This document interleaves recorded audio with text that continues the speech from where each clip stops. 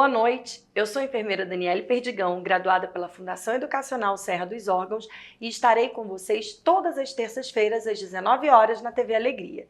Sejam muito bem-vindos ao Viva Melhor, um espaço dedicado à promoção de conhecimento, troca de experiências e inspiração para quem acredita em uma saúde mais humana, eficiente e centrada em resultados que realmente importam para as pessoas.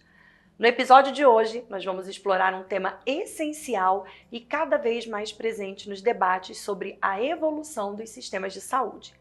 Como a produção científica impacta a saúde e o bem-estar da população. A produção científica não está apenas nos livros ou nas universidades. Ela está diretamente ligada ao que vemos acontecer nos consultórios, hospitais e unidades de saúde, ao redor do mundo, impactando vidas e comunidades. A ciência não é apenas uma busca pelo saber, mas uma ferramenta poderosa para transformar o cuidado.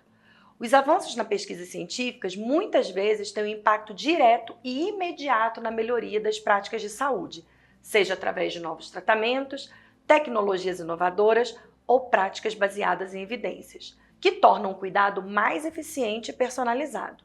Porém, como toda pesquisa, a transição do laboratório para a prática clínica exige um processo de tradução. E quando o conhecimento gerado na academia se adapta à realidade do dia a dia dos profissionais de saúde e também dos pacientes, é o que vai contar. O que queremos discutir hoje é exatamente como essa produção científica pode se materializar em resultados práticos, promovendo a saúde e o bem-estar da população. Neste programa, nós vamos explorar como as inovações científicas são aplicadas em diversos contextos de cuidado, como elas impactam diretamente a vida das pessoas e qual é o papel de cada um de nós na disseminação e implementação dessas descobertas. Fique com a gente, pois hoje vamos refletir sobre a ciência que não apenas avança, mas também transforma a saúde e o bem-estar de todos nós. E para conversar com a gente sobre esse tema, recebemos hoje a doutora Marisley Espíndola Brasileira, cientista docente nas faculdades de enfermagem e medicina, enfermeira doutora em ciências da saúde e em ciências da religião. Seja muito bem-vinda, doutora Marisley Espíndola Brasileira. Olá, doutora Daniele Perdigão, enfermeira, amiga, cientista, pesquisadora. Uma honra estar aqui nesse programa lindo. Gente, Viva Melhor. Pode ter um nome melhor? Viva Melhor. Que alegria. Vida e melhoria todos os dias, né? A alegria é toda nossa, doutora Marisley. Hoje nós precisamos explorar muito esse tempo aqui com você, porque vocês vão entender o que é a doutora Marisley, tá, gente? Eu não vou falar antes, não. No decorrer do programa, antes do final, vocês já vão entender o que é esse fenômeno. E para começar, eu gostaria que você colocasse assim de uma forma bem lúdica para a gente e bem prática, como que você define a produção científica na área da saúde? Conceituar, definir é sempre algo complexo na cabeça de muita gente. Mas muitas vezes aquilo que nós temos como um conceito em um tratado é algo que a minha avó, a minha tia, minha mãe já sabiam e já faziam de maneira muito simples, muito prática, e aquilo deu certo. Então, quando eu falo em produção na área da saúde, antes de conceituar, eu quero deixar a diferença entre produção e produtividade. Olha só, nós temos o processo, temos o produto, aguentem, lá vai. Segura. Segure aí. Temos o processo, temos o produto, temos a produção e temos a produtividade. Agora, raciocine comigo. Vamos lá. Até eu chegar à produtividade, eu preciso que esse produto seja produzido. Virou trava-língua? Não, deu certo. Vai lá, que esse produto seja produzido. Então, existem muitas pesquisas que são produzidas diariamente, a um custo altíssimo, mas que não há produtividade. Estão me entendendo? Então, vamos lá. Hoje, a produtividade na pesquisa é alta. Felizmente, no Brasil, no mundo, ela é alta. Porém, todas as vezes que eu tenho um problema e eu busco explicar esse problema ou estudar diversas maneiras para se resolver esse problema, eu estou fazendo ciência. E aí então vamos formar esse conceito?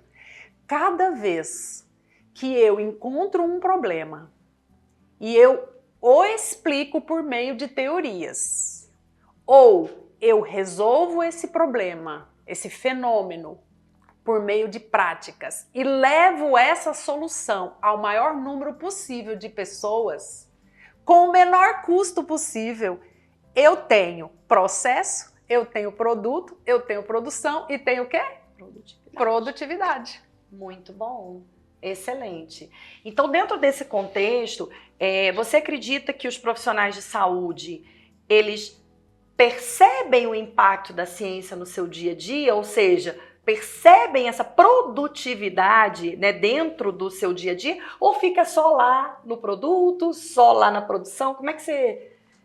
Dessa forma didática que você explicou, eu acho que ficou claro para todo mundo, né? Ficou até mais fácil de fazer essa pergunta. Sim, eles percebem.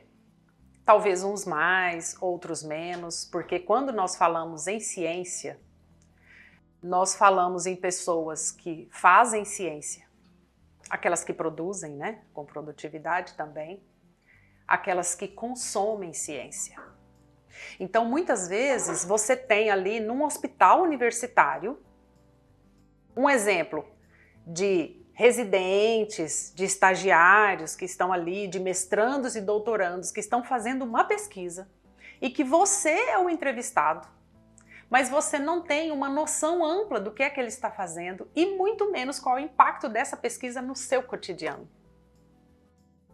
Então, a ciência ela só tem impacto verdadeiro quando o indivíduo que tem acesso a ela muda a sua prática.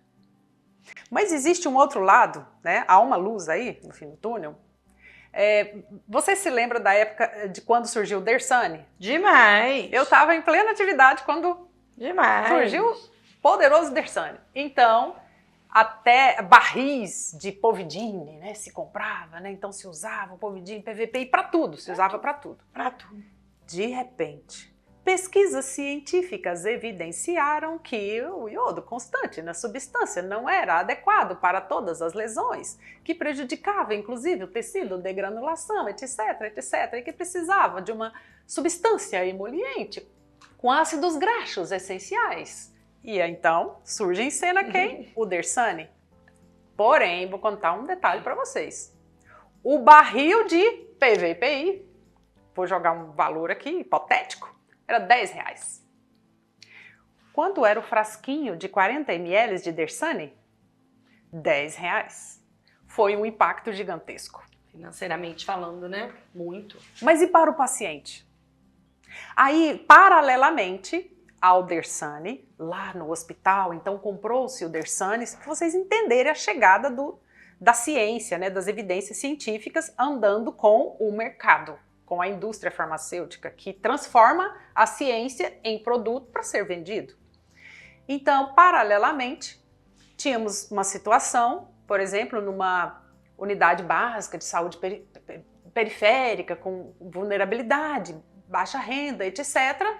Então não há verba para comprar o Dersane? Podemos então usar o óleo de girassol com uma ampola de Arovite? Lembra disso? Demais! Demais! Vitamina A, né? Arovite! Então, e se usou? Então, assim, nós temos então 3 grandes pontos. Temos a rotina, a prática, aquilo que é usado no dia a dia, que leva-se anos para mudar. Temos a inserção de um novo produto com evidências científicas, então passou-se a se fazer pesquisas inúmeras a respeito dos benefícios, dos ácidos graxos, etc. Várias pesquisas, TCCs, mestrados e doutorados.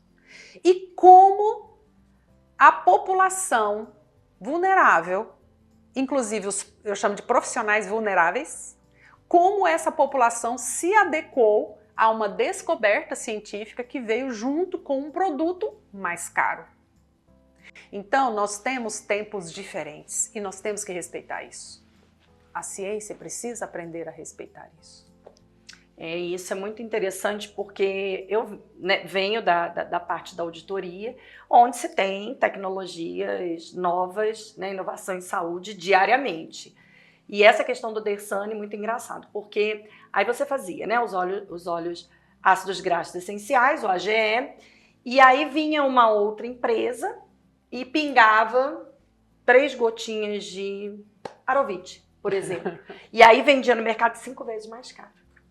Mas tudo provém do quê? Da ciência. Da ciência. Né? Alguém descobriu. Mas é muito importante essa conexão entre assistência e ciência, porque a demanda vem da assistência, né? E a ciência providencia. Sim. Então é importante que isso volte como produtividade para a ciência, sim, até para a gente utilizar de forma correta, né, Marizine? Sim. Porque, por exemplo, assim como aconteceu o AGE, que foi uma inovação muito grande, graças a Deus a gente saiu do Povidine, né, que inclusive causou até alguns tipos de meningite durante os processos de anestesia, anestesia, porque se fazia sepsia com ele, carregava lá para a medula, enfim. Já tiveram estudos, a ciência também provou que mínimo, né, graças a Deus, mas que tinha. Então veio a inovação tecnológica, ela é sempre muito bem-vinda. Mas o que eu falo como auditora e como profissional de saúde também, é que não adianta eu te dar uma Mercedes se você não sabe dirigir um Fusca. E aí a importância da ciência respeitar o tempo, né, da população vulnerável, como você muito bem colocou aqui, que eu também acho que é isso, e para que os dois caminhem juntos, para que não haja uma utilização errada, porque assim como o Dersane era indicado para muitas lesões, também era contraindicado para muitas lesões. Exato. Né? Então é isso que a gente precisa acompanhar. E aí você citou aí um exemplo do Dersane, mas cita assim recentemente alguma descoberta científica que mudou a prática do cuidado, ou recentemente ou mais antigo, aquilo que foi a virada de chave que você fala assim, essa ciência é fera mesmo, olha o que ela fez. Eu sei que são várias coisas, eu tô vendo essa cabeça levantar um monte de coisa, mas cita uma aqui pra gente assim, Dani, ó, ou 2 ou 3, o que você quiser, mas fala aqui pra gente dessas inovações aí que você achou que foi fenomenal, que foi fantástico. Existem muitos estudos e eu quero destacar aqui uma pesquisa da enfermeira, a doutora Fabiana, se não me engano, da FEM, que fez uma pesquisa sobre a amamentação. Que maravilha. Fabiana, você vai me perdoar agora, não me lembro seu sobrenome. A pesquisa dela inclusive foi premiada, porque a tese dela desenvolveu um encaixe que colocava na mama para aquelas mães que tinham dificuldade para amamentar. Mas junto com esse encaixe para a mama, vinha toda uma sistematização, toda uma explicação. Então, a importância desse estudo dela gerou um produto? Sim.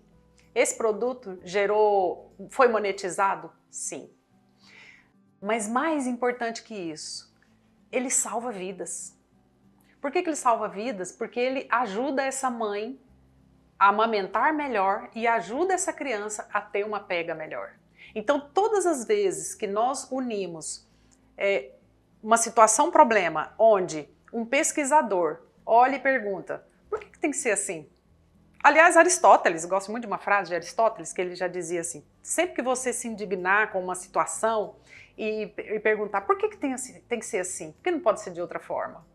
Então, ela avaliou esse problema, ela foi atrás de uma solução, ela entrevistou mães, ela fez testes e ela chegou a esse produto. Agora, qual é o ponto que eu gosto às vezes de chamar a atenção desse ponto do pesquisador? Que eu falo, não sei se é certo falar assim, mas é o doutor rico e o doutor pobre. Muitas vezes o pesquisador, o cientista, a ambição dele é ver aquela solução daquele problema chegar ao máximo possível de pessoas. Mas muitas vezes ele para aqui, como a cientista que recentemente foi comparada a Virginia Fonseca, que vende os seus produtos e tudo da sua forma, como influencer digital, parabéns, e a cientista que desenvolveu uma caneta, onde essa caneta é capaz de identificar diferentes tipos de cânceres. Então, assim, qual o caminho de uma e qual o caminho da outra? Uma milionária, a outra pegou o seu produto e passou para uma indústria que vai ficar milionária com o seu produto. Então, aí surge aquela questão. Cabe ao pesquisador monetizar o seu produto, patentear, fazer como Thomas Edison fez, que a gente acha que ele inventou só a lâmpada? Não, ele inventou mais de 5.000 produtos diferentes porque ele criou uma empresa e colocou vários pesquisadores lá dentro, vários inventores e facilitava as patentes. Então, muitas vezes o pesquisador, principalmente aquele com pós-doutorado, ele fala assim, que bom, fiz a minha pesquisa, ok, foi ótimo, passei para uma indústria e a indústria fez e levou. Ok, cada um às vezes tem seu papel, tem o seu papel, né? Então, dentro dessa questão, existem diversos estudos, nós poderíamos citar até esse momento que nós estamos aqui, pós-Covid. Quantas novas descobertas foram feitas naquele período de tensão, naquele período de estresse? Quantas vacinas foram desenvolvidas nesse período a um tempo recorde? Quebrando o protocolo, sim, mas se percebeu que você não precisaria ficar 10 anos para liberar uma vacina? E a evolução, né? E a evolução disso?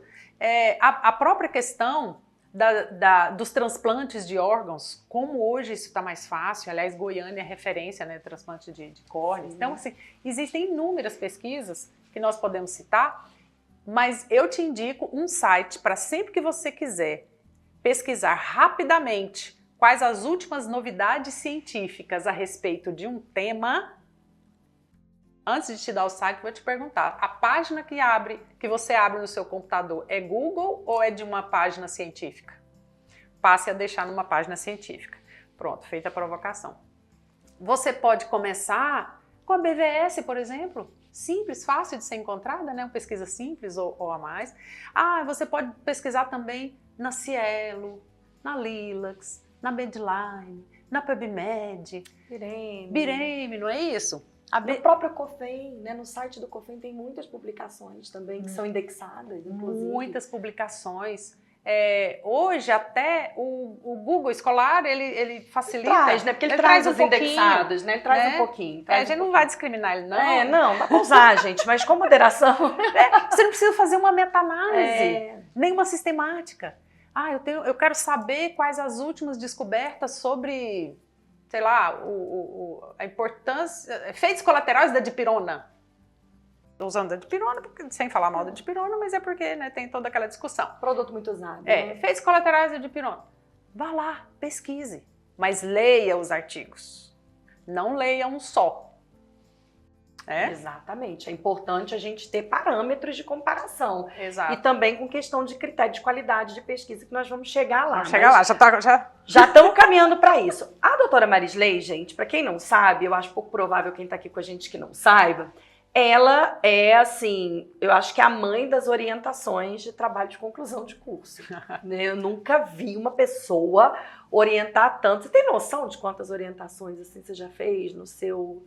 Olha, a última inscrição para o Guinness Book, né, dos recordes, foram 1.200 orientações. 1.200 orientações de TCC. Eu tenho certeza que você esqueceu coisa aí, tem mais. Deve ter algum que eu não guardei, porque tudo precisa... Espero que você tenha gravar. lembrado da minha, né? Você está lá. Porque, gente, a professora, a doutora Marisley, foi minha orientadora. Excelente aluna. Trabalho de conclusão de curso da minha especialização de enfermagem e segurança do trabalho. Aliás, ficou um trabalho excelente, muito bom. E ela orienta com leveza, orienta... É muito bom, gente. Ser orientanda da professora Marisley é tudo de bom.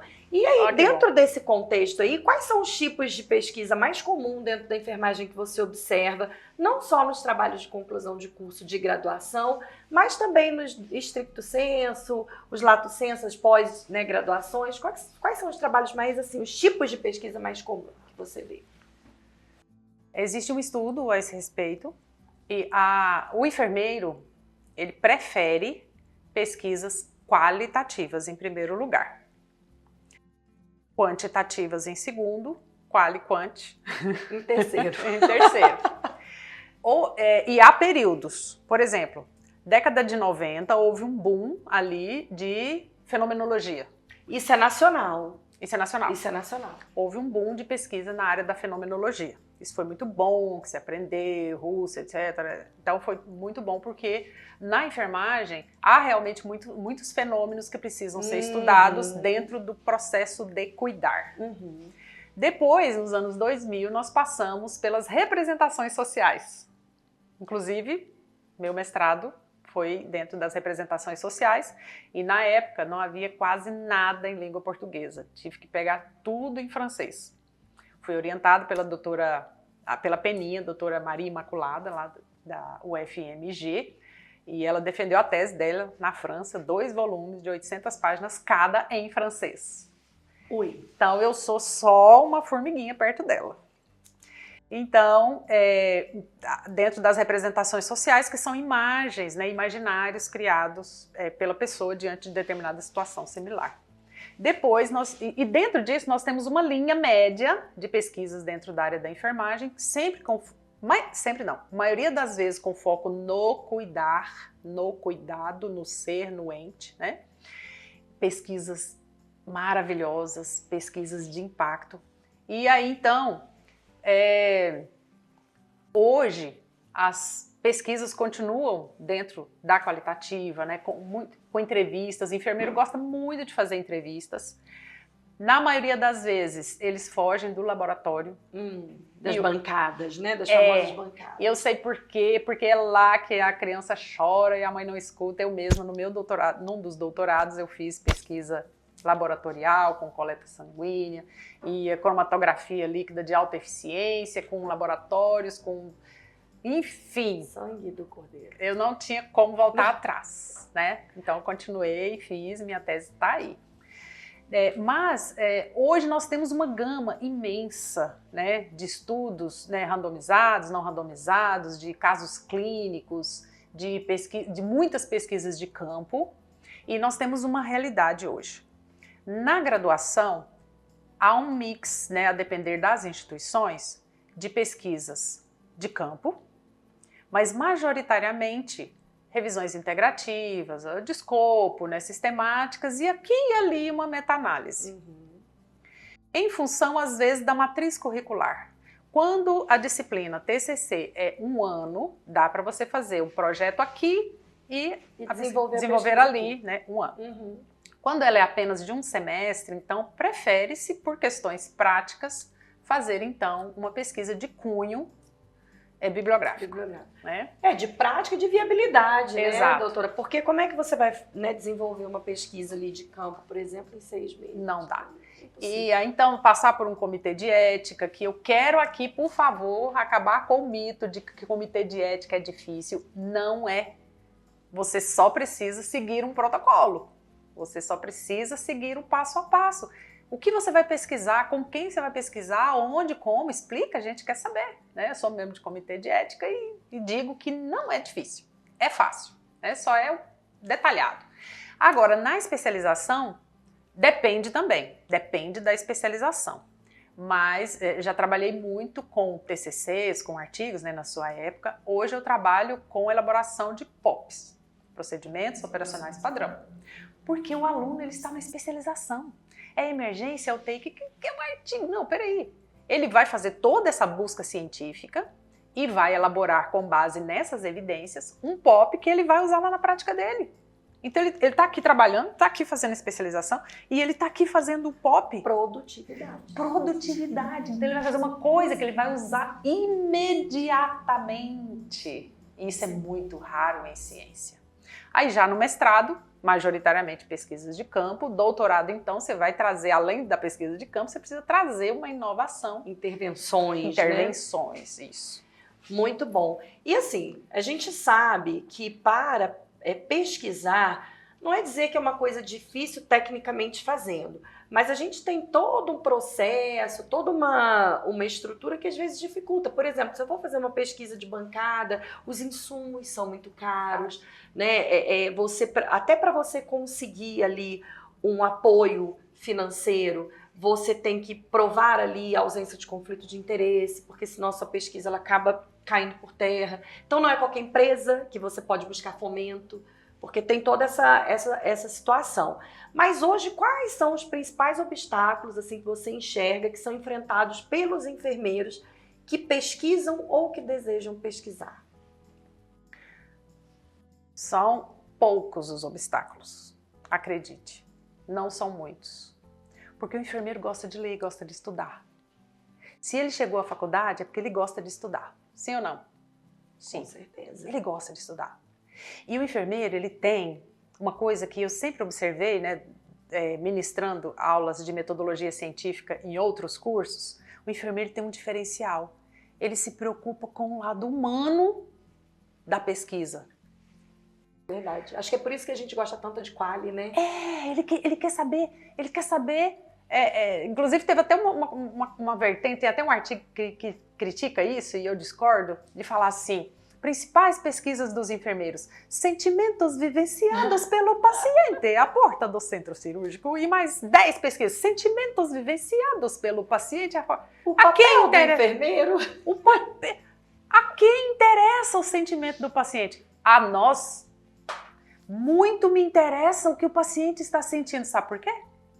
Porque se ele está num pré-operatório e ele está com medo, emoção, sistema límbico, se ele está com medo do resultado da cirurgia, o que vai acontecer com a pressão arterial dele? E o que vai acontecer com a cirurgia? Então, muito me interessa o sentimento do paciente. O papel do enfermeiro, milhares de artigos sobre o papel, eu proibi. Eu também proibi o papel. Ninguém mais vai fazer. Você vai também. fazer atribuições do enfermeiro, né? Então, aí sim, ações você pode... necessárias do enfermeiro Isso. para o desfecho, tal, né? Impacto do... Então, de qualquer forma, se você pegar todas as pesquisas feitas por enfermeiros, você vai perceber que o foco está na pessoa.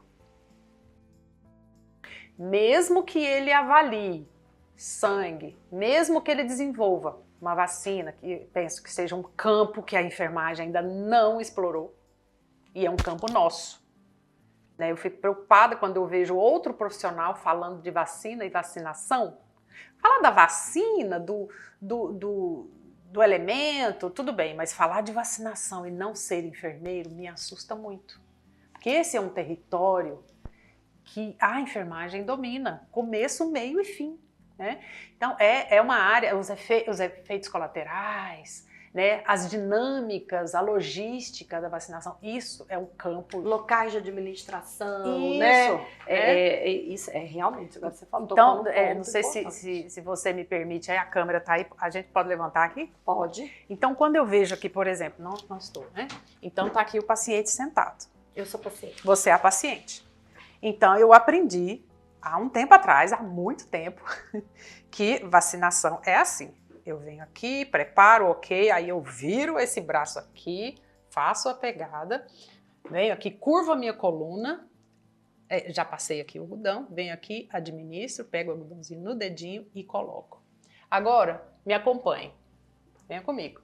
Quanta dor lombar eu terei no final do dia se eu fizer isso várias vezes? Pensa num centro de vacinação. Pensa. Quanta bursite eu terei só por fazer esse movimento? Fui atrás das pesquisas científicas para descobrir por que esse movimento aqui. Porque se o paciente tirar o ombro... Você tem como... Mas se ele tirar o ombro para cima, a sua mão está protegida. Então, como que deve ser? Chegue para cá. Ambos sentados. Os dois sentados. Olhos nos olhos. Olhos nos olhos. Né? Já me comuniquei com você. Pegada de baixo para cima. Faço uma pergunta para você para que o seu córtex pré-frontal e o seu sistema límbico desviem a atenção para outro local. E se for pisciano, desvia 3 vezes mais. Eu não sabia. Pisciano. É isso. Aqui. Então, ok. Pô. Aqui. Então, gente, quantas vezes que eu fiz isso e o paciente falou assim, que horas a senhora vai administrar? Eu falei, já administrei. Já foi. Olha aqui, olha a postura, olha a elegância, olha a ergonomia. Então, orientando trabalhos científicos na especialização em enfermagem na saúde do trabalhador, quantas evidências, doutora Daniele, quantas evidências de afastamentos, de absenteísmo, de profissionais da enfermagem, o próprio Ministério Público nos chamou a atenção lá na Prefeitura a respeito disso. Quantos afastamentos? Por quê? Dor lombar. De ombro, bursite. Verdade. Meu Deus, e em pé então, tem um paciente dessa altura, lá vou eu para cima. Tem um paciente mais baixo, lá vou eu curvando. Você sabia que em todos os livros de semiologia e semiotécnica não há nenhum procedimento de enfermagem que você curve a coluna? Pode procurar. Nenhum. Até no momento de mover um paciente, você precisa. Você faz a âncora, né? Isso, você faz a âncora. Não tem nenhum. Vai fazer vai avaliar uma PA, coloca a mão do paciente aqui, não sei se isso vai ao ar. Põe a mão do paciente aqui na cadeira, vai lá, afere a pressão. Onde que a mão do paciente está?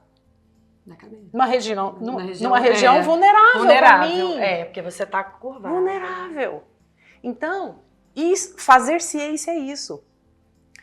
Existe um problema, está incomodando, está gerando dano, prejuízo, adoecendo, matando o paciente ou o profissional de enfermagem, reduzindo a qualidade de vida. Fazer ciência é estudar esse problema, delimitá-lo adequadamente, pesquisar outros estudos para que eu descubra quem é que encontrou soluções, aplico e resolvo.